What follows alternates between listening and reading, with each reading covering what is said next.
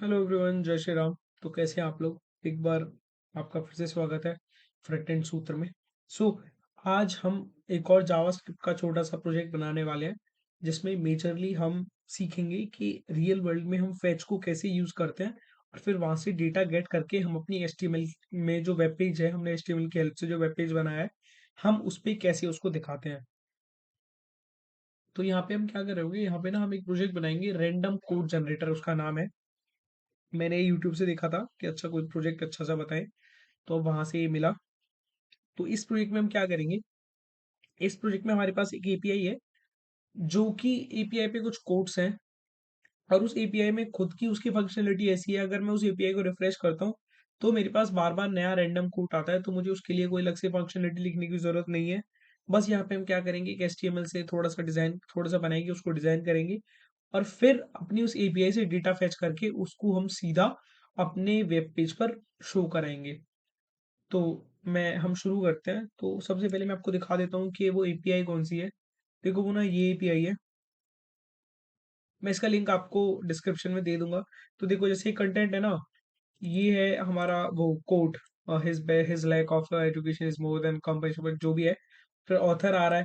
जैसे ही मैं इसको रिफ्रेश करता हूँ, हमारा कंटेंट चेंज हो गया और हमारा ऑथर भी चेंज हो गया। तो देख रहे हो, मुझे कुछ करने की जरूरत नहीं है, बस मुझे जैसी मेरी एपीआई रिफ्रेश हो रही है, ऐसे ही हमारा कोड चेंज हो रहा है।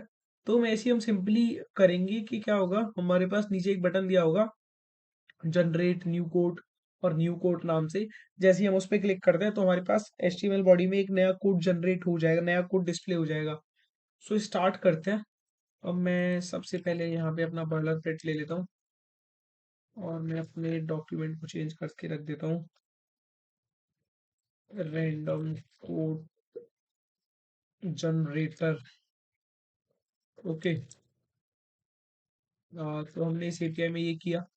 अब हम क्या करते हैं, अब हमें करना है कि जैसे ही मतलब, अब मैं सबसे पहले यहाँ पे एक मेन क्लास बना लेता हूँ, और उसके अंदर मैं रैपर बना लेता हूँ, एक रैपर डिव बना लेता हूँ। ठीक है। मैं सबसे पहले इसको लाइव कर देता हूँ। ठीक है। मैं यहाँ पे एक पैच पर डाल देता हूँ, random,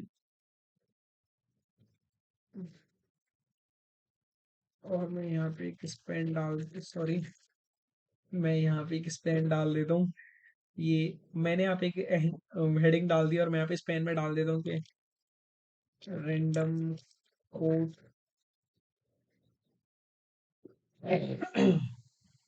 sorry, random quote will be displayed here.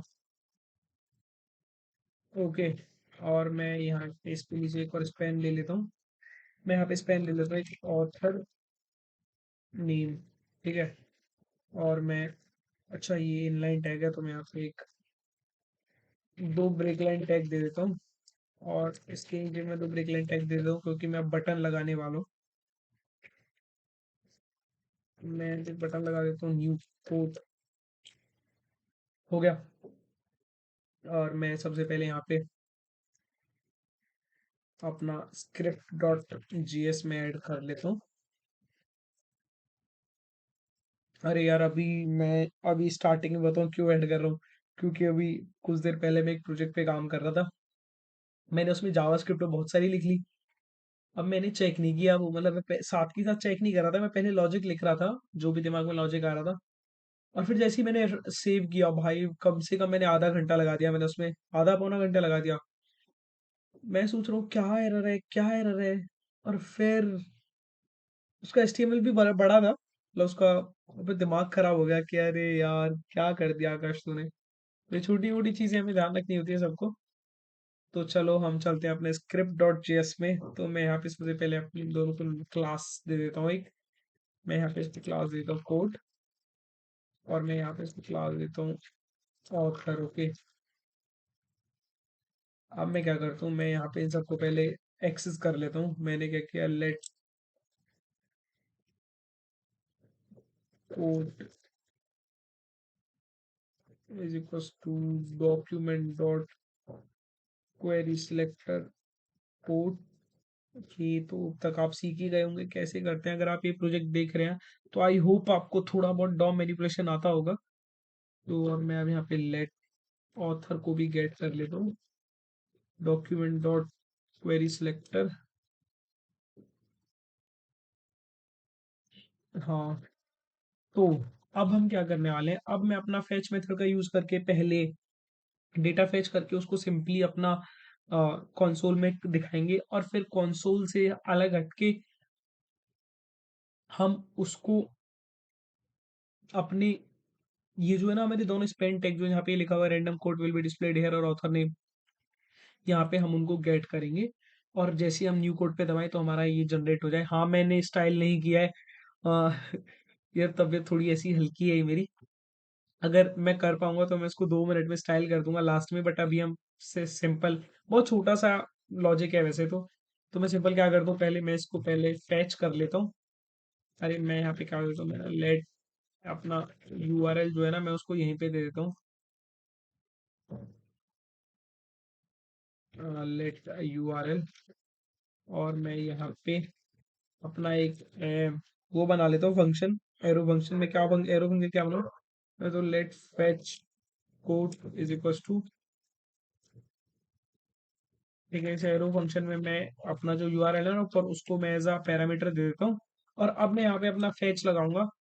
तो मैंने फैच किया, यहाँ पे यूआरएल दे दिया, और वही फिर अपना डॉट देन, और डॉट देन फैच में हम 2 बार यूज करते हैं। पहले हम उसको रिस्पॉन्स को जेसॉन की फॉर्म में लेके आते हैं, और फिर उसको हम प्रिंट कराते हैं। तो सबसे पहले मैं डॉट देन लूंगा, और अपना यहाँ पे मैं एक रिस्पॉन्स दे देता हूँ, और फिर मैं यहाँ से रिटर्न कर देता हूँ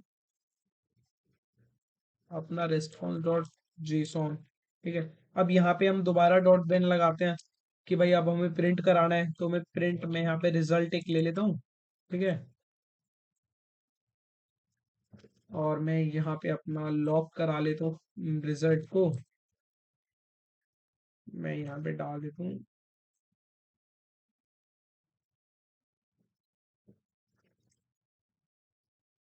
कोड इज, और मैं यहाँ पे डॉट, अब यहाँ पे डॉट कैच भी लगा देता हूँ एक, अगर कोई एरर आएगा तो वो दिखा देगा कि क्या एरर है। मैं यहाँ पे लॉग करा लेता हूँ, there is an error while fetching details,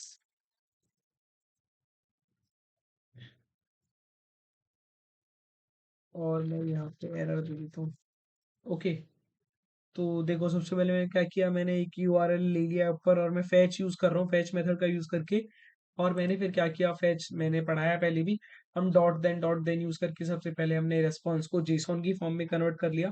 फिर हमने उस रेस्पॉन्स को प्रिंट करा लिया लॉग में, मतलब कॉन्सोल में प्रिंट करा लिया। मैं एक बार इसको कॉन्सोल में जाके देख लेते हैं कि प्रिंट हुआ भी है, नहीं नहीं हुआ है प्रिंट।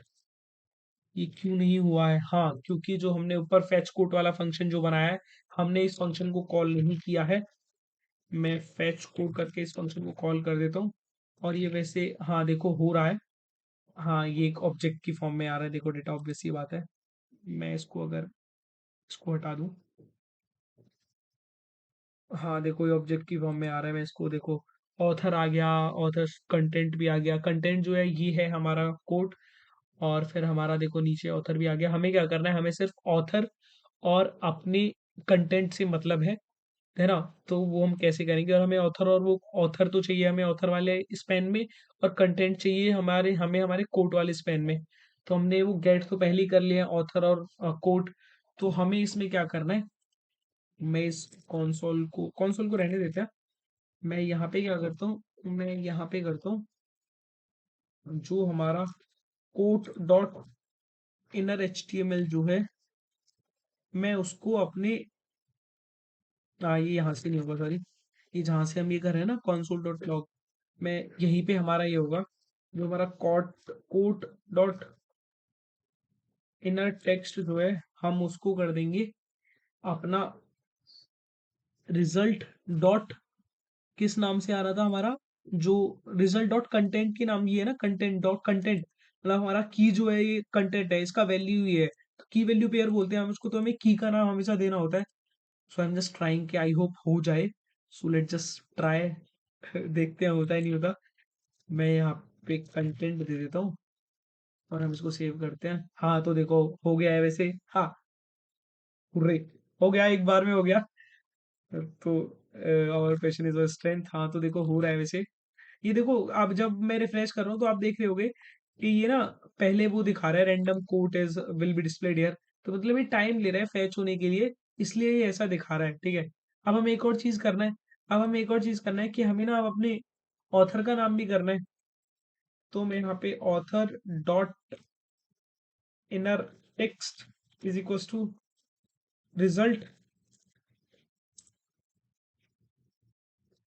डॉट, अब मैं एक बार एपीआई पे जाकर देख लेता हूँ ऑथर किस में, कंटेंट तो कोड तो हमारा कंटेंट में था और ये ऑथर में है सिंपल। यहाँ पे डॉट ऑथर इसको कर लेते हैं।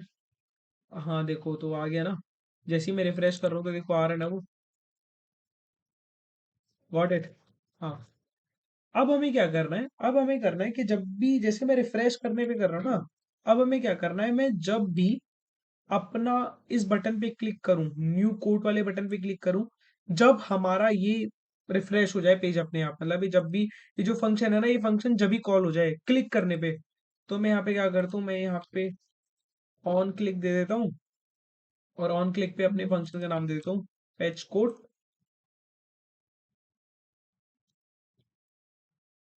ओके, ये नहीं हो रहा है।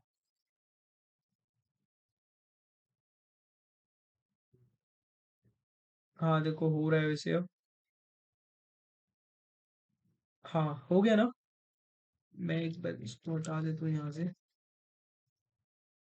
तो देखो, जैसे ही मैं इस पे अब क्लिक कर रहा हूँ, जैसे ही मैं बटन पे क्लिक कर रहा हूँ तो वो चेंज हो रहा है। मैंने क्या किया, अभी तक जब हमने ऑन क्लिक नहीं लगाया होता तो जब भी मैं रिफ्रेश कर रहा था तो ये फंक्शन कॉल हो जाता था।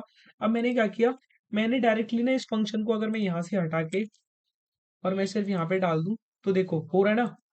मैं जब भी न्यू न्यू कोड पे क्लिक कर रहा हूँ, जब भी मेरा फंक्शन कॉल हो रहा है, तो ये ऐसे ही काम करता है। मैं ये इतना ही था वैसे, बहुत सिंपल सा है। तो देख लो एक बार, मैं इसको रिकॉल कर देता हूँ मैंने क्या क्या किया है। मैंने सबसे पहले कोट और ऑथर वाली जो हमारी स्पैन थी, मैंने उनको एक्सेस कर लिया है क्वेरी सिलेक्टर की हेल्प से। फिर मैंने अपना यूआरएल का जो लिंक है मैंने उसको एक अलग वेरिएबल में डाल दिया। फिर मैंने एक फंक्शन बना लिया फेच कोड के नाम से, जो कि एक पैरामीटर ले रहा है यूआरएल। फिर मैंने क्या किया, फेच मेथड की हेल्प से अपने यूआरएल को, अपना यूआरएल से डेटा फेच किया। फिर वही हम फेच में डॉट, दो बार डॉट देन यूज करते हैं।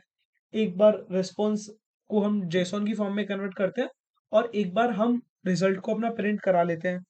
तो जब हम प्रिंट करा रहे हैं दूसरे डॉट देन में, तो उसमें हम क्या कर रहे हैं, उसमें हमने क्या किया, जो हमारा कोड हमने ऊपर लिया था ना, उसके हमने इनर एचटीएमएल को, मतलब इनर टेक्स्ट को हमने चेंज कर दिया। जहां पे हमने रिजल्ट, मतलब जो रिजल्ट लिया है डॉट कंटेंट, मतलब जो हमारा की है हमारे ऑब्जेक्ट में, एपीआई पे जो ऑब्जेक्ट है उसमें जो हमारा की है, हमने उसका नाम लिख दिया रिजल्ट डॉट कॉन्टेंट और रिजल्ट डॉट ऑथर। तो इससे दोनों हमारे चेंज हो गए। और फिर मैंने इस फंक्शन को जो है हमारा फेच कोड जो है, मैंने इस फंक्शन को अपने बटन के ऑन क्लिक पे दे दिया। तो आज के लिए इतना ही। एंड आई लिटरली, मैं चाहता हूँ कि आप लोग क्या करें, आप लोग ना इसको डिजाइन करें खुद, फंक्शनलिटी करें और इसको डिजाइन करके आप मुझे भेजें। आप जो, मैंने इंस्टा का मैं लिंक दूंगा, मैंने पिछली वीडियो पे भी लिंक दिया था। मैं चाहता हूँ कि आप लोग मुझे इसको डिजाइन करके इसका फोटो या स्क्रीनशॉट कुछ भी लेके मुझे मेरे इंस्टाग्राम हैंडल पे सेंड करें, और मैं उन स्क्रीनशॉट्स को अपनी स्टोरी पे लगाऊंगा। और वो बहुत जेनरस होगा आपकी तरफ से अगर आप वो करते हैं। So thank you so much for watching. जय श्री राम।